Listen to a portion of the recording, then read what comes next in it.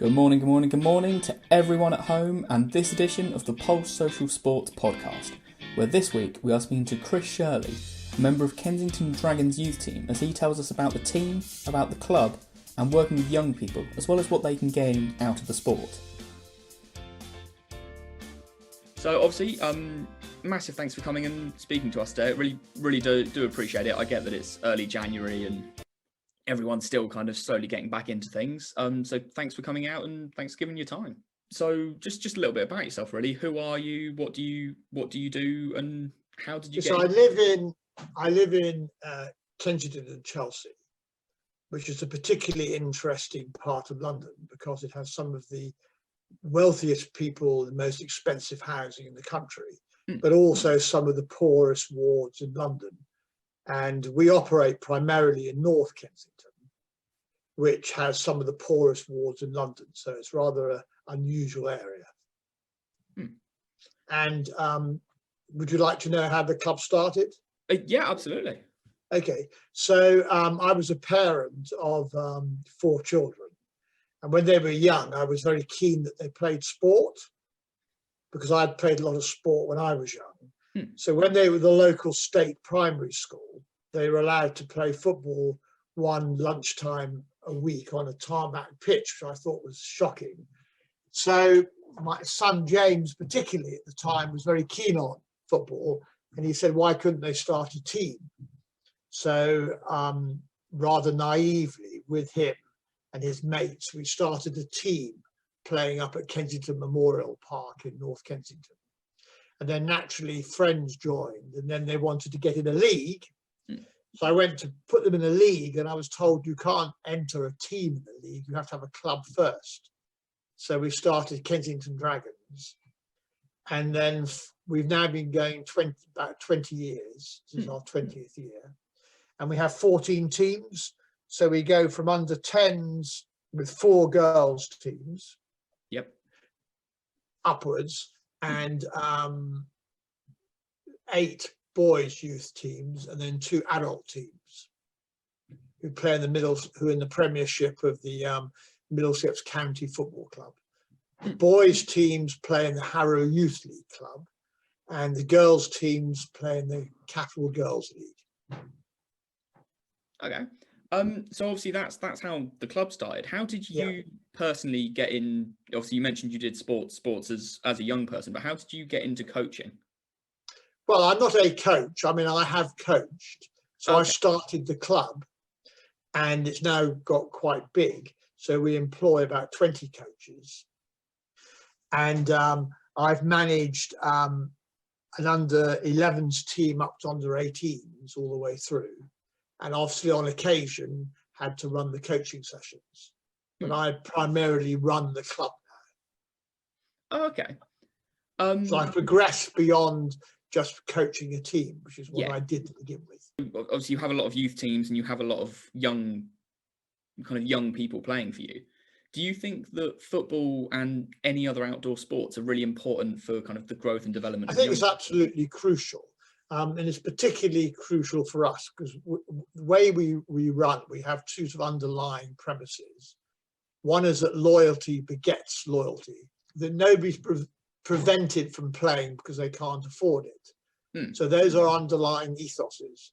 So what that actually means in practice is you have people from very different backgrounds playing in the same teams. So the one advantage of sport is that people relate to other people on the sport, not from where they're from.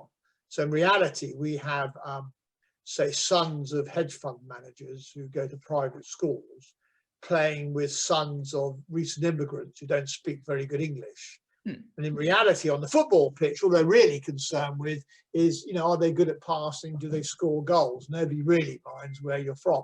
So the great advantage of sport is it allows people to mix from hugely varying backgrounds.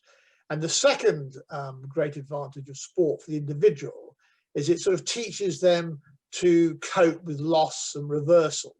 And what we find with the young ones, when they start playing under 11s, some of the boys, and the girls, and actually, funnily enough, the parents find losing extremely difficult to cope with. And we find we have to warn them, especially the parents, that you can't expect every game to go tremendously well. So they will lose some.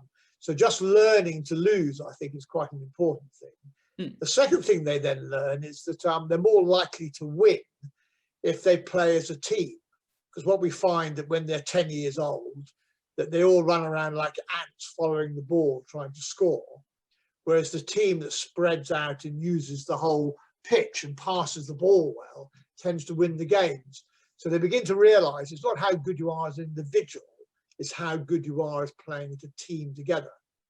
And the third thing they learn is that if you're going to be in a team, you have to turn up on time and you have to play whether it's raining or whether it's sunny. And you can't sort of just say in the morning, oh, I'm a bit tired, I want to stay in bed. You still have to turn up at 9 o'clock to get your lift to the game. And if you don't, you're not in the team. So what we find is by the time that players are 18 and they've been with us for 10 years, or sorry, 8 years, that they mix well, they tend to be a resilient lot. And the ones who go to university, for example, some of them from quite privileged backgrounds, are actually very able to cope suddenly in the sort of melee of a great big university. And when they turn up for training at, they might go for trials at the university, for example, and they'll find there'll be 200 or 300 freshers there. And for some people that can be quite daunting, whereas our players are used to that. And then if they stay at the university and they get to play university football or stuff, it's fantastic for them because they get to know huge numbers of friends. And often it doesn't matter whether it's football or rugby or it's being in the orchestra or whatever it is, any sort of joint activity that you join in, you tend to make lots of friends which last you for life. So there's lots of advantages to playing football. Oh no, definitely. And then quite apart from the obvious ones, which are just getting fit, and there's all sorts of studies done, which I'm sure you're aware, is that people who are fit and healthy and get out, who are outside, does them a lot of psychological and physical good. Yep. And I think one of the slight problems United Kingdom is we have with the very short days over the sort of 6 months of the sort of winter and autumn, a lot of youngsters don't get outside very much. And there's all sorts of studies done on vitamin D levels and how they're raised if you're out in the sun. So the great thing about playing sport is that you get out and you're in the fresh air and you're in the sun, what there is of it, which is extremely healthy. No, I couldn't agree more with any of that. So obviously you've mentioned that they take these lessons away and they use them in later life in terms of university sport. But do you think... I wouldn't say they use them. I think that they've learned how to cope, that their personal development is such that they're used to reversals and they're used to mixing with different people. Yeah. Their lessons learned in a sort of, their lessons. The great thing about sport and football is you learn lessons without knowing you're learning them. Okay. Nobody's sitting you down and saying you must now learn to mix with different people. What's actually happened is you've learned to without knowing you've been doing it, because you've been doing it via the medium of playing football.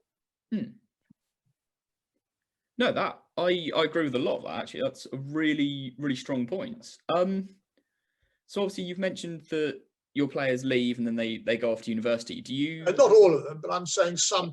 I'm giving you an example. They do all sorts of different things. Well, but I'm just giving you an example. Other ones go and learn to be plumbers. And they then find that they're mixing, their clients are very mixed and they're more used to mixing with different people because they play football. Others go to, further education colleges to get other. So they do a range of things. They don't all go to university. Yeah. No. Obviously, that makes a lot of sense. You can, a million different career routes. Yeah. When looking at the younger teams, would you say that there's a sort of like, would you say that women's football or getting young girls in the sport as well is on the rise at all? It's hugely on the rise. So we've been going 20 years. And about 10 years ago, we started a sort of fledgling girls' side, which just really trained, and girls sort of floated in and out. and there wasn't a huge pressure to actually enter them into a league. Whereas 4 years ago, we got a grant to start a girls' team, so we did.